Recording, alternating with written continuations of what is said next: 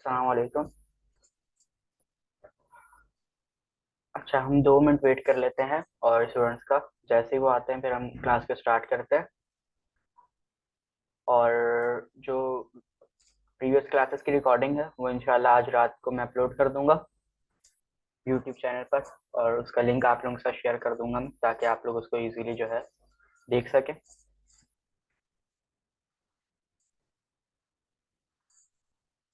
बस हम 2 minute wait करते हैं और स्टूडेंट्स आते हैं तो ठीक है, वरना फिर हम अपनी क्लास को स्टार्ट करते हैं।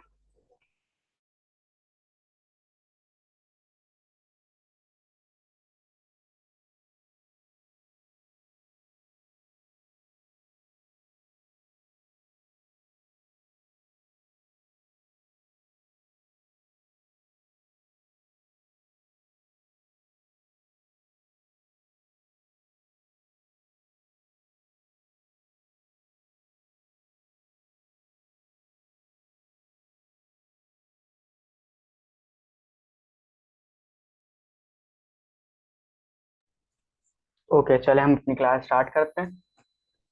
और मैं स्क्रीन शेयर कर रहा हूँ सेकंड आप लोगों के साथ।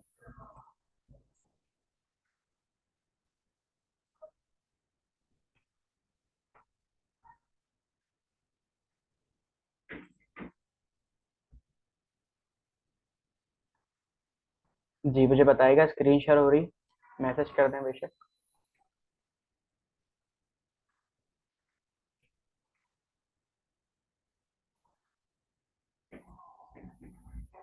Yes, okay. अच्छा, अब यहाँ पर जो है मैं इन फाइल्स को डिलीट करता हूँ जो कल वाली हमारी कोडिंग थी। अब मैं ये क्यों कर रहा हूँ, क्योंकि यहाँ पर हम लोग एक और फाइल बनाएंगे, इसके अंदर एक और फोल्डर बनाएंगे और उसका हम नाम रख देंगे, आज हमारी क्लास 3 है, क्लास 3। तो क्लास 3 के नाम से रख देंगे। ओके।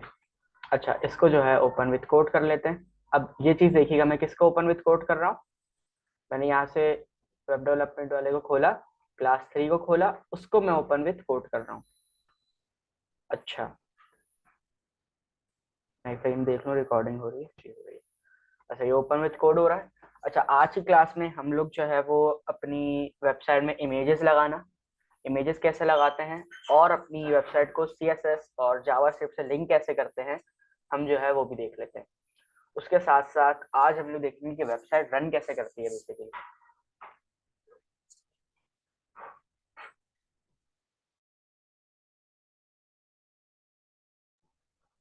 क्योंकि आप लोग जो है आगे वेब डेवलपमेंट का कोर्स करने जा रहे हैं, तो आप लोगों को ये पता होना चाहिए कि एक जो वेबसाइट है वो रन कैसे कर रही है। अच्छा, वीएस कोड ओपन हो जाए।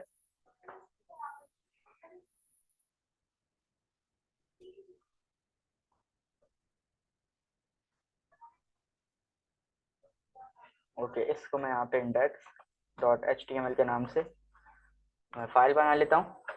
और अच्छा, जो एडवांस स्टूडेंट्स हैं थोड़े से, जैसे उनके लिए मैं एक बात बोलना चाहूँगा। अच्छा, डेल से जो आ रहा है मेरे ख्याल से ये रोमैसा ही है, मिस रोमैसा है। तो इन ये जो है माशाल्लाह से कंप्यूटर साइंस के अंदर ही मे भी मास्टर्स कर रही हैं या सेकेंड ईयर है इनका, सेकेंड ईयर में। तो इनसे मैं ये कहना चाहूँगा कि हम जो है बिल्कुल अभी ज़ीरो से जो स्टार्ट कर रहे हैं, हम आगे जाके इतनी एडवांस चीज़ें पढ़ने वाले हैं कि आप भी जो है वो, आपको भी सारी चीज़ें जो जो आपने जैसे मुझे कहा था कि आपको एडवांस वेब डेवलपमेंट सीखनी है, तो आप भी जो है वो न्यू चीज़ें सीखेंगी। और ये चीज़ें जो आपको आती हैं इनकी भी आपने प्रैक्टिस करनी है, ऐसा नहीं है इसको आप जो है वो छोड़ दें, इनकी भी प्रैक्टिस करनी है। और जो जिनका कोडिंग से बिल्कुल भी बैकग्राउंड नहीं है और जो मतलब इससे नहीं बैकग्राउंड जिनका कंप्यूटर साइंस से नहीं है, ताकि वो भी जो है कवर कर सकें सारे।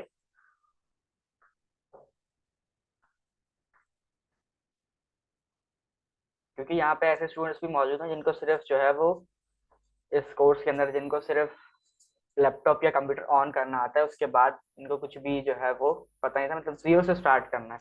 तो इस कोर्स में इसलिए मैं इतना जीरो से डेप्थ से स्टार्ट कर रहा हूँ, ताकि जितने भी सारे बिगनर्स हैं वो सारे जो है कवर कर सकें सारी चीज़ों को।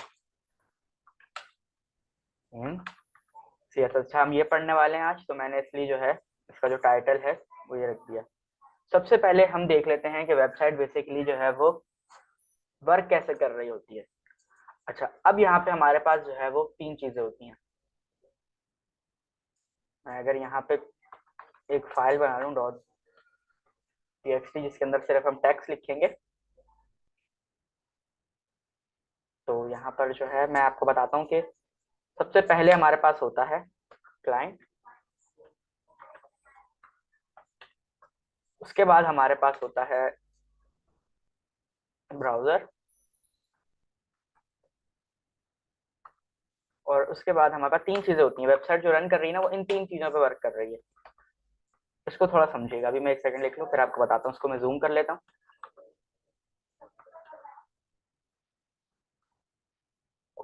बहुत ज्यादा हो गया। अच्छा, हमारी जो वेबसाइट है वो इन तीन चीजों पे रन कर रही होती है। सबसे पहला होता है क्लाइंट। क्लाइंट कौन है? क्लाइंट मैं, आप, और जितने भी यूजर्स ब्राउजर यूज करते हैं। मींस ब्राउजर क्या? गूगल यूज करते हैं। तो जो जो ब्राउजर यूज कर रहा है, जो जो गूगल यूज कर रहा है, वो सब क्लाइंट है। मैं ब्राउजर खोल रहा हूँ, खोला मैंने ताकि आप लोगों को समझ में आ सके। एक सेकंड में इसको खोल लेता हूँ, क्रोम को। अच्छा, यहाँ पर तीन चीजें होती हैं। वेबसाइट जो रन कर रही है ना, वो इन तीन बंदों के वजह से कर रही है। आप इनको एक एज अ पर्सन अभी समझ लें। समझने के लिए आप अपने दिमाग में इमेजिन करें कि तीन लोग हैं। एक है क्लाइंट, एक है ब्राउजर, और एक है सर्वर। क्लाइंट कौन है? क्लाइंट है हम लोग, ठीक है। और जो ब्राउजर है वो गूगल है। अब मैं गूगल के पास आता हूँ। गूगल को मैं यहाँ पे कहता हूँ, यहाँ नहीं खोलते, इसको एक काम करते हैं।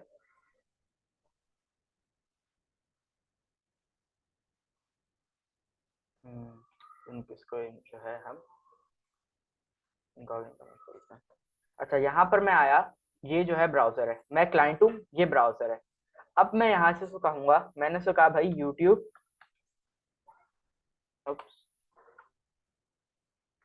youtube.com ला कर दो मुझे। अब मैं ऐसे क्या कह रहा हूँ, मुझे यूट्यूब ला कर दो। अब जो हमारा ब्राउजर है वो कहाँ से ला कर देगा हमें? वो ला कर देगा सर्वर से। सर्वर क्या होता है? जैसे ही मैं एंटर करूंगा तो देखिएगा यहाँ पर ये लोड होगा और ये सर्च करेगा, सर्वर से ढूंढेगा कि youtube.com कहाँ पड़ा हुआ है। तो ये youtube.com जहां से इसको एक्सेस का मिलेगा, जहां से इसको कोड मिलेगा, वहां से ये यूट्यूब को उठा के हमारे सामने ले आएगा। तो जब भी जो भी वेबसाइट रन कर रही होती है, वो इन तीन चीजों पे चल रही होती है। एक होता है क्लाइंट जो कि डिमांड करता है, दूसरा होता है ब्राउजर जो ला कर दे रहा है, कहाँ से ला रहा है? सर्वर से, ठीक है।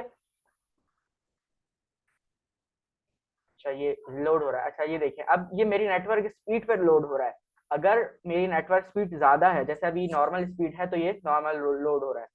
तो ये जो हमारा सर्वर है वो किस पे चलता है? हमारी नेटवर्क स्पीड पे। अगर मेरी नेटवर्क स्पीड यहाँ पे बहुत ज्यादा होती तो एक सेकंड के अंदर जो है इसके रिजल्ट आ जाते। जैसा आप लोगों ने देखा होगा, आप लोग जब आप लोगों का नेट इंटरनेट स्लो चल रहा होता है और आप गूगल पे या यूट्यूब वगैरह पे कुछ सर्च करें, तो वो काफी टाइम लेता है लोड होने में और आपको जो है बाकी चीजें शो कराने में। तो इसी तरह जो है ये हमारा जो सर्वर है वो टाइम लेता है बैकएंड से चीजों को लाने में और हमें शो कराने में, क्योंकि नेटवर्क स्पीड हमारी जो है वो स्लो होती है। अच्छा, अब यहाँ पे समझने वाली बात क्या है? देखिए, यहाँ पे जो वेबसाइट रन हो रही है ना, वो हो रही है इन तीन चीजों के ऊपर। जितनी भी वेबसाइट हमारी चल रही है, इसको हम एक एग्जांपल से समझते हैं ताकि आप लोगों को ज्यादा अच्छे समझ में आए। आप लोग इस पूरे जो है सिस्टम को एक समझे। आप लोग रेस्टोरेंट में गए, ठीक है। रेस्टोरेंट में जाते हैं, आप लोग बैठे, आप लोग वहां पर गए एज अ क्लाइंट। आप लोग क्लाइंट है, सही है। वहां पर जो वेटर सारे घूम रहे हैं वो है ब्राउजर। वो क्या है? वो ब्राउजर है। क्लाइंट कौन है? क्लाइंट आप लोग हैं। आप लोग क्या आप लोगों ने वेटर को बुलाया, आप लोग गए ब्राउजर को बुलाया, आपने ब्राउजर को कहा कि भाई मेरे लिए पास्ता ले आओ, ठीक है। अब ब्राउजर कहाँ जाएगा? ब्राउजर कौन है? वेटर। वेटर कहाँ जाएगा? वेटर जाएगा शेफ के पास। शेफ को बोलेगा कि भाई इसके लिए पास्ता रेडी करो। सर्वर को यहाँ पे आप शेफ से शेफ समझ लें, ठीक है। वो कहेगा, वेटर कहेगा, वेटर कौन है? ब्राउजर। ब्राउजर कहेगा सर्वर से कि भाई इसके लिए, क्लाइंट के लिए पास्ता रेडी करो। अब वो यहाँ पर जो है देखता है कि आपकी इंटरनेट स्पीड कैसी है। अगर तो आप किसी अच्छे रेस्टोरेंट में जाते हैं तो आप लोगों को डिलीवरी जो है वो जल्दी मिल जाती है। आप लोगों का जो जो भी आप ऑर्डर करते हैं वो आप लोगों का जल्दी हो जाता है। लेकिन अगर आप लोग जो है थोड़े से सस्ते रेस्टोरेंट में या जहाँ पे काफी रश होता है वहां पर जाते हैं, तो आप लोगों की जो ऑर्डर है वो काफी ज्यादा जो है वो लेट आता है। तो इसी तरह जो है सर्वर पे भी होता है, अगर आप लोगों की नेटवर्क स्पीड तेज होगी तो आप लोगों का जो ऑर्डर है, आप लोगों ने जो यहाँ पे तो पास्ते का मैंने लिखा है, लेकिन अगर आप लोगों ने जैसे ब्राउजर पे आप लोग लिखते हैं youtube.com, तो यूट्यूब जो है वो आप लोगों की नेटवर्क स्पीड के ऊपर आप लोगों को ला कर देता है। अच्छा, अब ये सर्वर क्या है? सर्वर जैसे मैंने बताया आप लोगों को शेफ है। अब मिसाल के तौर पे आप लोगों ने ऑर्डर किया था पिज्जा, ठीक है, पिज्जा ऑर्डर किया था और पिज्जा जल गया। अब वेटर क्या लाएगा? सोचने वाली बात है ना। अगर जो है मिसाल के तौर पे आप लोग एक रेस्टोरेंट में गए, रेस्टोरेंट में आप लोगों ने वेटर को बुलाया, वेटर कौन है? ब्राउजर। ये चीजें समझ रहे हैं आप लोग? समझ जो मैं बोलना चाह रहा हूँ आप लोग समझ रहे हैं या नहीं? ये चैट ने बताया, मुझे समझ में आ रहा है अभी तक?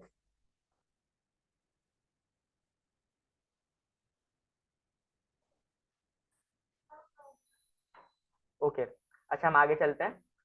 देखिए, मैं आप लोगों को मिसाल दे रहा था कि आप लोग गए एक रेस्टोरेंट में, वहां पर जो है आपने बुलाया वेटर को। वेटर को आपने कहा कि भाई मुझे पिज्जा ऑर्डर कर लो, मेरे लिए पिज्जा ऑर्डर करो, पिज्जा लेकर आओ मेरे लिए। वेटर गया किसके पास? शेफ के पास। शेफ को कहा कि जय भाई जल्दी से एक पिज्जा बनाओ। अब शेफ जो है वो पिज्जा बना रहा था, लेकिन उससे गलती से जल गया। तो अब इसी तरह हमारे पास, अगर हम कंप्यूटर की दुनिया में देखें तो ऐसा ही होता है। क्लाइंट जाता है ब्राउजर के पास, ब्राउजर को कहता है कि जो है मेरे लिए youtube.com लेकर आओ। अब सर्वर क्या करता है? सर्वर जो है ढूंढना स्टार्ट करता है पूरे के पूरे वर्ल्ड वाइड के कहाँ कहाँ जो है हमारा ये youtube.com है। अगर तो उसको youtube.com मिल जाता है तो वो जो है आपको शो कराता है। अगर आपको, अगर सर्वर को youtube.com नहीं मिलता तो वो आप लोगों को एरर दे देता है, this site can't be reached. ठीक है, इस तरह का एरर आ जाता है, या 404 नॉट फाउंड, ये आप लोगों के पास एरर आ जाता है। तो ये चीज थोड़ी सी आप लोग जो है इसको समझे। और सारी जो वेबसाइट हैं वो इसी पर रन कर रही होती हैं। ठीक है, ये चीज समझ में आ गई कि वेबसाइट कैसे वर्क कर रही होती है।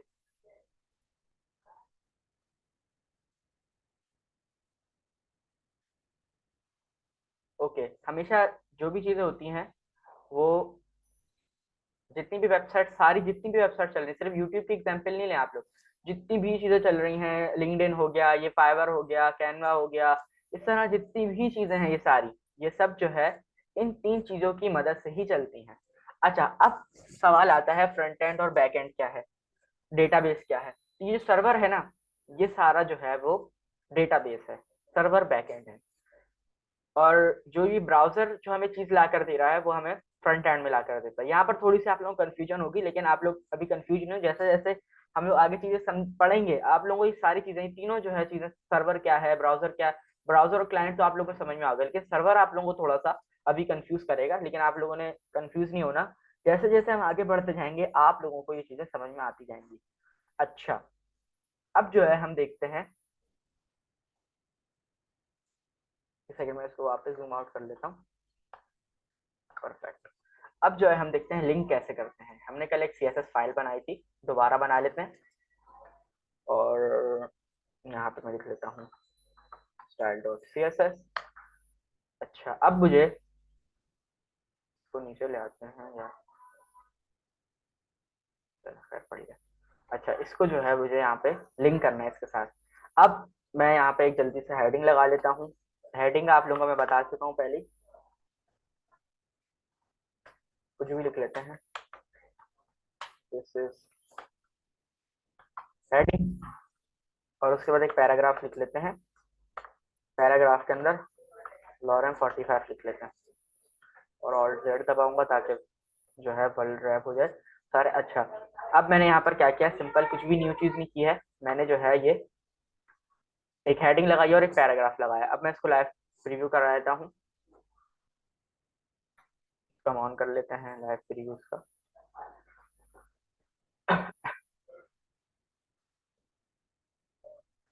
ओके, ये ऑन हो रहा है, ओपन इन ब्राउजर। अच्छा, अब मैं चाह रहा हूँ कि मेरी जो हेडिंग है उसका कलर जो है वो चेंज हो जाए, या इसका जो पैराग्राफ है वो चेंज हो जाए। अभी आप लोगों ने इसके ऊपर जो है वो ये स्टेप रिपीट कर दें, करें। कौन सा स्टेप? कौन सा स्टेप रिपीट करूं? आप माइक ओपन कर सकते हैं आप लोग। हेडिंग वाला सिंपली H1 लिखें, बॉडी के अंदर H लिखें आप लोग। आप लोगों के पास सजेशंस आ जाएंगी, उसमें से आप H1 के ऊपर क्लिक करें, आपको जो है वो H1 का ओपनिंग टैग और क्लोजिंग टैग दोनों मिल जाएंगे, ठीक है। अच्छा, मैं आप लोग को लिंक करना बता रहा था। अभी हम लोग क्योंकि CSS नहीं अभी पढ़ रहे, अभी हम लोग HTML पे देख रहे हैं, लेकिन हमें लिंक करनी आनी चाहिए। तो यहाँ पर हम लोग कैसे लिंक करते हैं, तो हम लिंक करते हैं, आप नोटिस करें मैं यहाँ हेड टैग के अंदर लिंक लिख रहा हूँ। मैं यहाँ पे लिंक लिखूंगा, लिंक लिखते ही मेरे पास काफी सारे ऑप्शंस आ जाएंगे। मैंने देखना है कहाँ पर CSS लिखा हुआ है, क्योंकि मुझे CSS लिंक करना है, तो मैं CSS को देखूंगा। अब मैंने जैसे CSS को क्लिक किया, मेरे पास जो है ये इतना बड़ा एक कोड आ गया। अब ये क्या है, इस कोड की क्या मीनिंग है? अच्छा, ये आप लोगों को मैं बताता हूँ। ये जो टैग है, ये देखें, सबसे पहले इसकी जो बात है, ये सेल्फ क्लोजिंग टैग है, ठीक है। लिंक का जो टैग है, इसका कोई भी क्लोजिंग टैग नहीं है। अच्छा, अब इसके अंदर क्या चीज है, ये क्या होता है, ये मैंने आप लोगों को कल नहीं बताया था मे बी। ये होते हैं एट्रीब्यूट।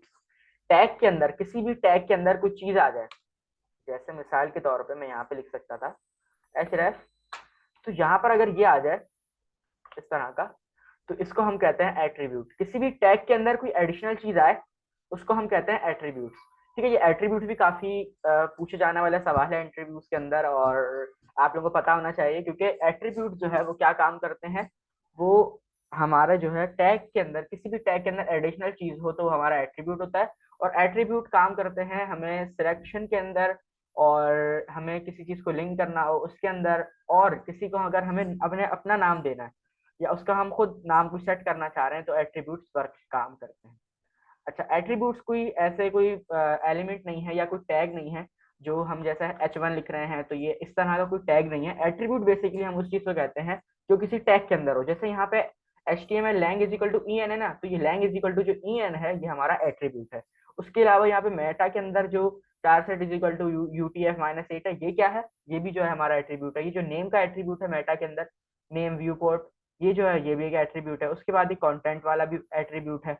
तो जो भी टैग के अंदर हमारा आगे जो भी चीजें आ रही होती है, नेम, href, या ये जैसे अभी रेल पढ़ रहे हैं src, ये सारी चीजें जो है हमारी एट्रीब्यूट्स होती है। तो एट्रीब्यूट्स का आप लोगों को पता होना चाहिए। अच्छा, अब इस लिंक को समझते हैं थोड़ा सा, कि जो लिंक टैग लगाया ये बेसिकली क्या है। सबसे पहले तो लिंक लिखा हुआ है क्योंकि ये लिंक टैग हमने लगाया इसलिए। उसके बाद जो पहला एट्रीब्यूट आ रहा है, rel is equal to stylesheet. अभी stylesheet, rel is equal to stylesheet क्या बता रहा है, ये हमें बता रहा है कि आपने जो लिंक लगाया वो स्टाइल शीट है। जैसा कि मैंने बताया था आप लोगों को, CSS की फुल फॉर्म है कैस्केडिंग स्टाइल शीट। तो ये जो है हमें बता रहा है कि जो आपने लिंक लगाया CSS का, ये स्टाइल शीट है, ये स्टाइलिंग करने के लिए जो है ये यूज है। उसके बाद HREF के अंदर क्या लिखते हैं, HREF के अंदर आप लोग अपनी फाइल का नाम लिखते हैं। अभी तो मैंने फिलहाल यहाँ पे यही नाम रख दिया। अगर मैं इसका नाम चेंज करके nabil.css लिखता, nabil.css कर दिया, तो यहाँ पर जो है मुझे इसका नाम लिखना पड़ेगा। अब नाम कैसे लिखते हैं, सिंपली मैं यहाँ पर आया और मैं स्लैश लगाऊंगा। जैसे ही मैं स्लैश लगाऊंगा तो मेरे पास जितनी भी फाइल्स यहाँ पे बनी हुई होंगी, उन सबकी मेरे पास सजेशन आ जाएंगी। मैं यहाँ से सिंपली CSS वाली जो फाइल है उसको सिलेक्ट कर लूंगा, ठीक है। ये समझ में आ गया। यहाँ पे HREF के अंदर हम अपनी फाइल का नाम लिखते हैं। अच्छा, अब इसको चेक कैसे करें कि हमारा ये लिंक हो गया या नहीं हुआ, इसको बंद कर देते हैं। लिंक हो गया नहीं हुआ, अभी मैं एक कोड लिख रहा हूँ CSS का, आप उसको बिल्कुल भी टेंशन नहीं लिएगा उसकी, ये क्या लिखा है मैंने, सिर्फ मैं लिख के बता रहा हूँ आप लोगों को, ताकि हम ये चेक कर सकें कि हमारा जो है ये कनेक्ट हो गई है या नहीं हुई। टैब से मैं सेकंड इस पे जाऊंगा, ये देखें, अब मैंने इसका कलर किया था वहां पे एक्वा, तो इसका कलर जो है हमारी हेडिंग का ये एक्वा हो चुका है। बस ये मैंने आप लोगों को चेक करने के लिए बताया, इसको आप लोग बिल्कुल भी टेंशन नहीं लिए क्या लिखा है, ये किस तरह है, क्या हुआ है, ये सब हम लोग आगे पढ़ेंगे। वापस आते हैं HTML फाइल के ऊपर। बस आप लोगों को पता होना चाहिए कैसे लिंक करना है, क्योंकि ये लिंक करना जो है काफी इंपॉर्टेंट है, और इसीलिए मैंने आप लोगों को फर्स्ट में बताया।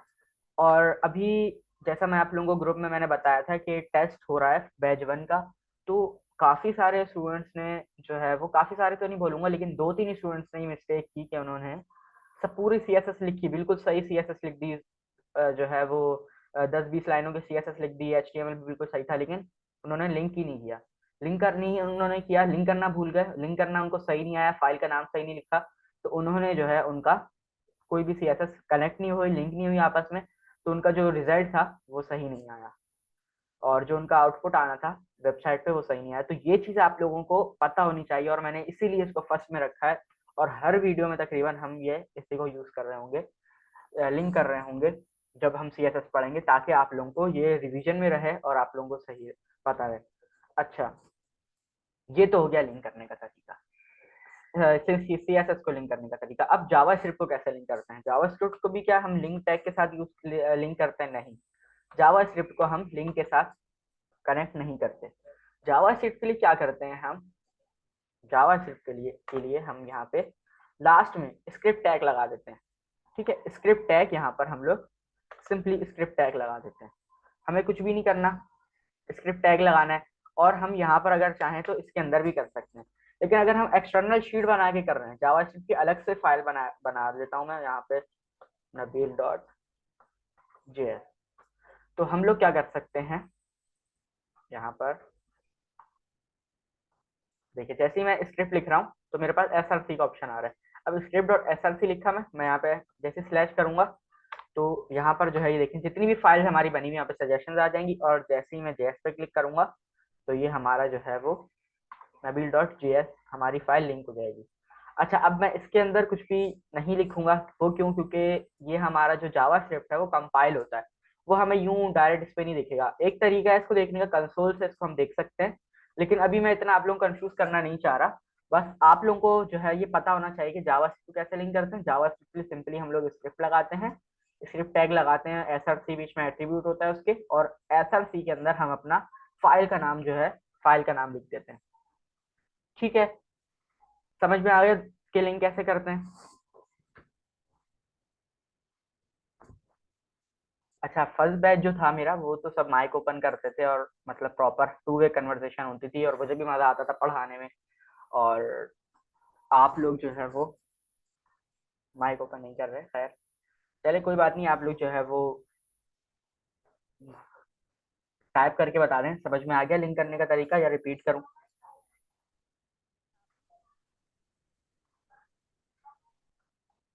CSS को बॉडी में लिंक कर सकते हैं? नहीं, CSS को जब भी आपने लिंक करना है वो आप लोगों ने हेड टैग के अंदर करना है, ठीक है? क्योंकि CSS जो है वो लिंक टैग हमारा इसमें बॉडी में वर्क नहीं करता। लिंक टैग जो है वो यहाँ पे ऑप्शन तो आ रहा है लगाने का, लेकिन अगर हम यहाँ पे लगाएंगे तो ये वर्क नहीं करेगा, और हमारा जो है फिर कनेक्ट नहीं होगी। CSS जो हम यहाँ पे करेंगे वो वहाँ पर कनेक्ट नहीं होगी। ठीक है, अच्छा और कोई सवाल?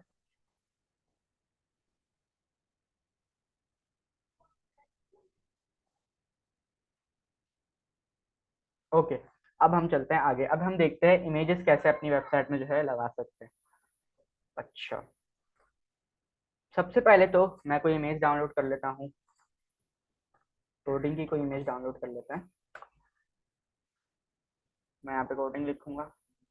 अब ये देखिए मेरी नेटवर्क स्पीड के ऊपर जो है ये ला कर दे रहा है। गूगल को देखें, गूगल कितना अच्छा है, उसने 0.2 सेकेंड 29 सेकेंड के अंदर मुझे कितने रिजल्ट लेके ला के दे दिए। अब ये काउंट भी नहीं हो सकते, इतने रिजल्ट है।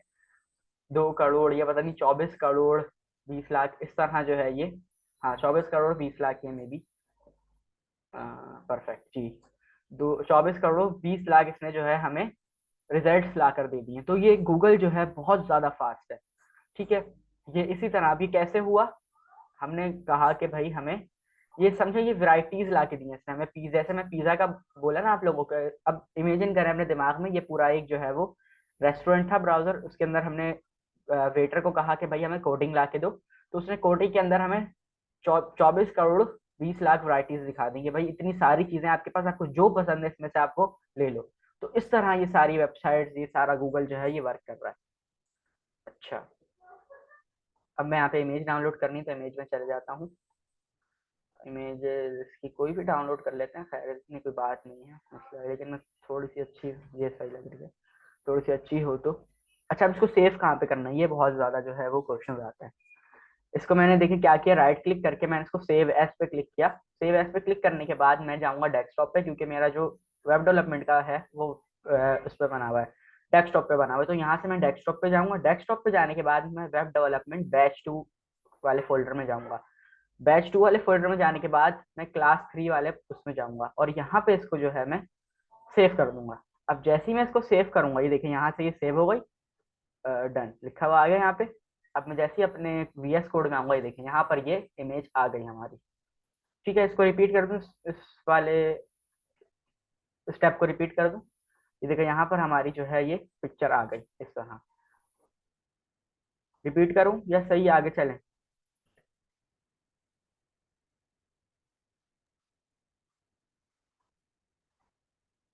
समझ आ गया, ओके बेस्ट।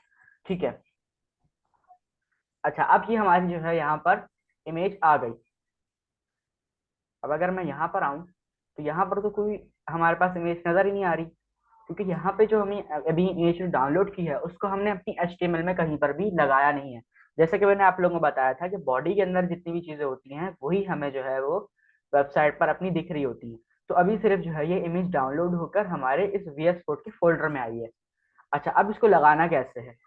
अब इसको लगाते हैं हम VS कोड में। इसके HTML में एक टैग होता है इमेज टैग।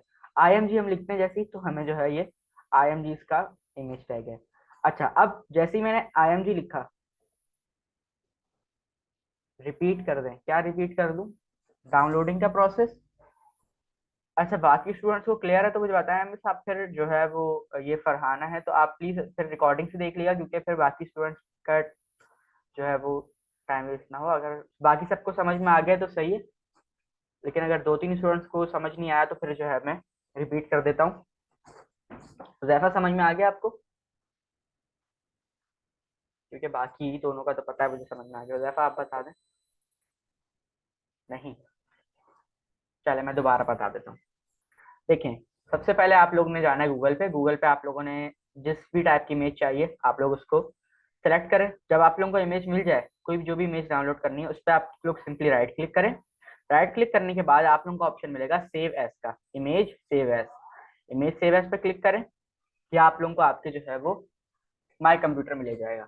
यहाँ पर जाने के बाद आप लोगों ने सिंपली डेस्कटॉप पे चले जाना है। डेस्कटॉप पे जाने के बाद आप लोगों के पास फोल्डर बना हुआ होगा वेब डेवलपमेंट बैच 2 के नाम से। आप लोगों ने उसको क्लिक करना है। क्लास 3 का जो हमारा जो फोल्डर हमने बनाया है उसमें जाना है और उसको सिंपली यहाँ पे डाउनलोड कर देना है। ठीक है, जैसे ही आप लोग डाउनलोड करेंगे आप लोगों के पास यहाँ पर VS कोड में इमेज आ जाएगी। ठीक है, सही है, अब समझ में आ गया? ओके। अच्छा, अब हम चलते हैं आगे। अब मैंने क्या किया, अब मैं चाह रहा हूँ कि मेरी जो इमेज है, जो मेरी इमेज है वो हमें शो हो जाए हमारी वेबसाइट पे। तो मैं क्या करूंगा, HTML के अंदर हमारे पास टैग होता है IMG। IMG कहाँ यूज होता है? IMG यूज होता है इमेज लगाने के लिए। अब जैसे ही मैंने IMG लिखा, इसके अंदर हमें दो एट्रीब्यूट्स मिल गए, एक SRC का एट्रीब्यूट और एक ऑल्ट का एट्रीब्यूट। ठीक है, अब ये SRC के एट्रीब्यूट में हम क्या करेंगे, SRC के एट्रीब्यूट के अंदर हमने अपनी इमेज लगानी है। ठीक है, मैंने जैसे ही स्लैश लगाया, मेरे पास जितनी भी फाइल्स बनी हुई सबके सजेशन आ गई, और मैं यहाँ पे सिंपली SRC के अंदर जैसे ही अपना download.jpg लिखूंगा, स्लैश हटाऊंगा, तो मैं वापस इधर आऊँ तो ये देखिए मेरी जो है ये पिक्चर यहाँ पर आ गई। ठीक है। अच्छा, अब ये ऑल्ट क्या है? ऑल्ट का जो एट्रीब्यूट है ये क्या है, इसको हम देख लेते हैं। ऑल्ट क्या करता है? ऑल्ट बेसिकली करता है कि इसके अंदर मैं कुछ लिखता हूँ, दिस इज कोडिंग इमेज। ठीक है, अब मैंने ये लिखा और मैं वेबसाइट पे जा रहा हूँ, तो ये कहीं पे भी हमें शो नहीं हो रहा। अब ये आप लोगों के दिमाग में क्वेश्चन होगा कि ये ऑल्ट क्या कर रहा है फिर। अच्छा, ऑल्ट क्या कर रहा है? ऑल्ट बेसिकली जब काम आता है जब हमारा जो ब्राउजर है वो सर्वर से हमारी ये इमेज लेकर ही नहीं आ पाता, कोई इशू होता है, और जो है वो कोई भी इशू हो सकता है, वो उसको मिलती नहीं है। जैसे मैंने अगर जल्दबाजी में अपना नाम, जो फाइल का नाम है वो download.jpg1 लिख दिया, या one dot download dot JPG लिख दिया, तो फिर क्या होगा, अब तो इस नाम से वन डाउनलोड डॉट जेपीजी के नाम से तो यहाँ पे कोई फाइल ही नहीं पड़ेगी। तो ब्राउजर क्या करेगा, ब्राउजर को अब फाइल मिलेगी नहीं, ये वाली कोई भी इमेज नहीं मिलेगी। तो वो जो है वो हमारा जो ऑल्ट के अंदर लिखा हुआ होगा वो हमें शो करा देगा। हमने यहाँ पे लिखा था दिस इज कोडिंग इमेज, तो यहाँ पर जो है ये इसने ऑल्ट के अंदर हमें दिस इज कोडिंग इमेज लिखा हुआ दिखा दिया।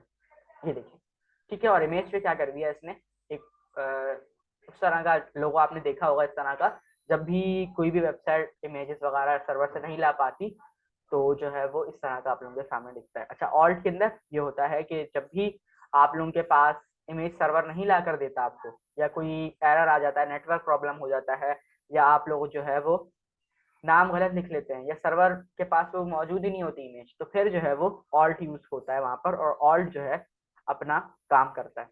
अच्छा, अब इसको मैं वापस सेट कर देता हूँ और अब इसको देखें तो हमारी इमेज वापस आ सकती है। अच्छा, इसको जो है हम, अब आप लोग देख रहे हैं, आप लोग चाह रहे हैं कि इसकी जो है विड्थ थोड़ी सी बढ़ा दें, काफी छोटी इमेज है, इसकी हाइट थोड़ी सी बढ़ा दें।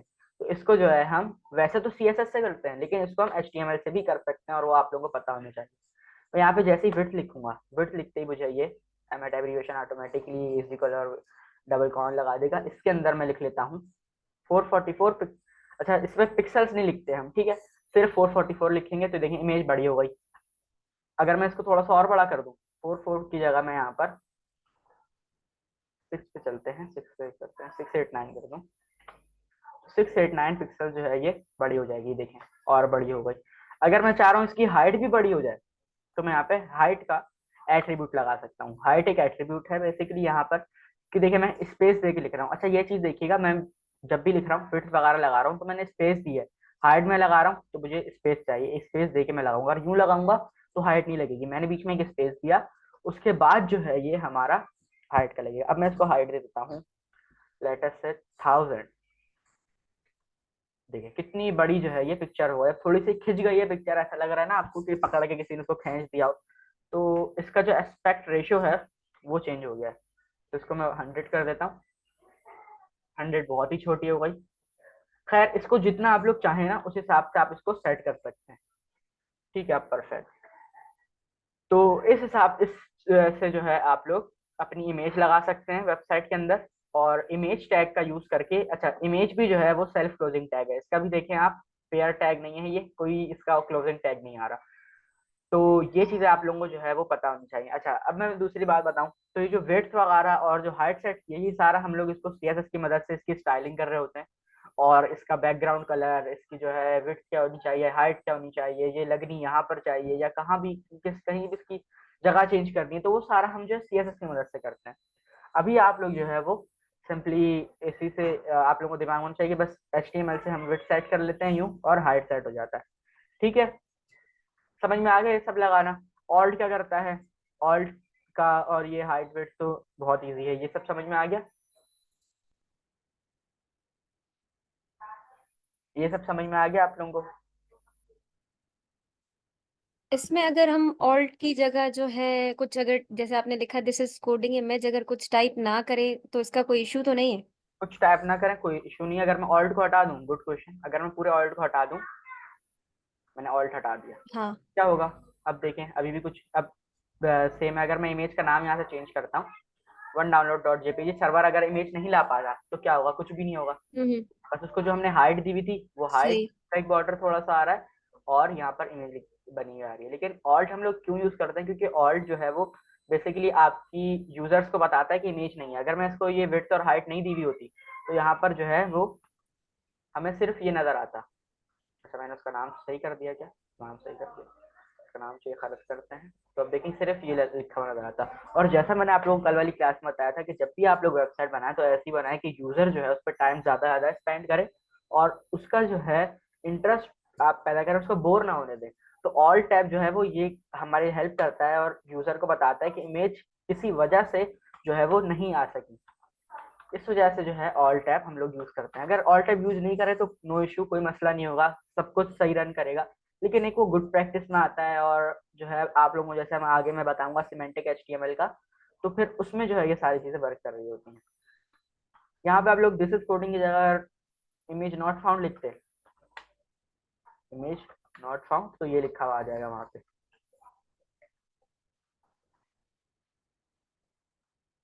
ठीक है, इमेज नॉट फाउंड, ओके।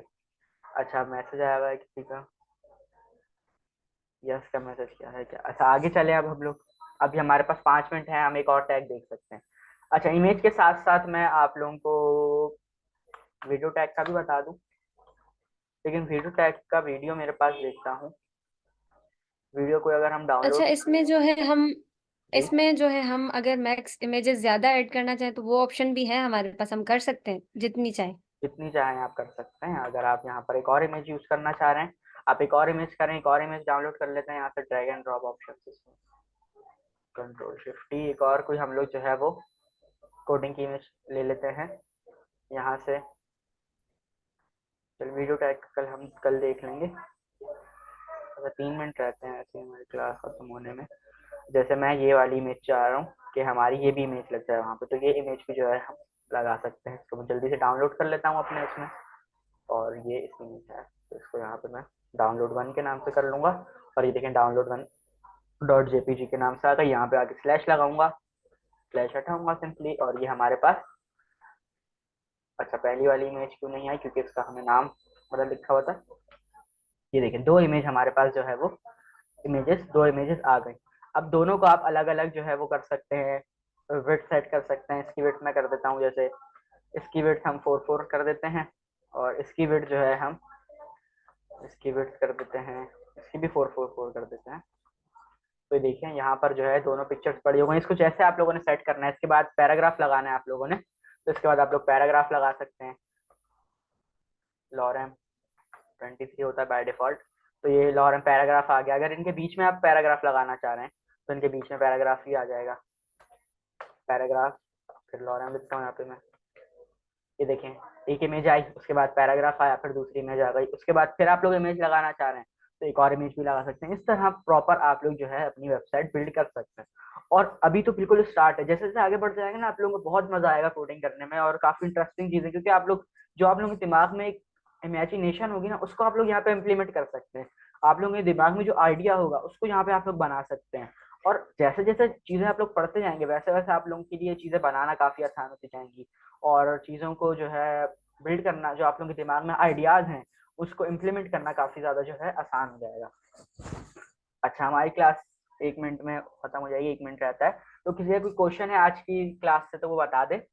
और रिकॉर्डिंग जो है वो रात तक, कोशिश पूरी है कि रात तक हो जाए, वरना इंशाल्लाह कल जो है कल तक लिंक मिल जाएगा। क्योंकि अभी मेरी बात हो रही थी एडिटर से, जो हमारे टीम का मेंबर है जो सारा देख रहा है, तो वो कह रहा था कि थोड़ा सा उसको टाइम चाहिए।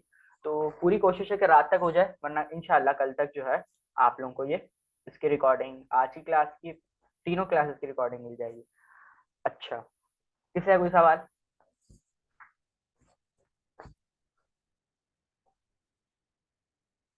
ओके, कोई सवाल नहीं है, ठीक है।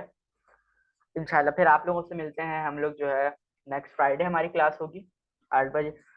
अच्छा, नेक्स्ट जो हमारी वीक है उसमें तो रमज़ान नहीं आएंगे, लेकिन जो उससे अगला जो वीक है उसमें रमज़ान होगा। तो आप लोगों से जो टाइमिंग है, टाइमिंग ज़ाहिर है चेंज हो जाएगी, ये तो टाइम तरावियों का होगा, तो टाइमिंग थोड़ी सी चेंज हो जाएगी। मे बी दोपहर में कर लें, या तो जो है मॉर्निंग में, अगर तो पॉसिबल हुआ तो मॉर्निंग में कर लेंगे, वरना दोपहर में कर लेंगे, क्योंकि शाम में फिर वो अफ्तारी वगैरह का टाइम होता है तो थोड़ा सा प्रॉब्लम होता है। चलें, खैर आप लोगों से मिलते हैं नेक्स्ट फ्राइडे इंशाल्लाह। अपना ख्याल रखें, प्रैक्टिस किएगा लाजमी, और इंशाल्लाह फिर नेक्स्ट फ्राइडे आप लोगों से मिलते हैं। ठीक है, अपना ख्याल रखें, अल्लाह हाफिज़।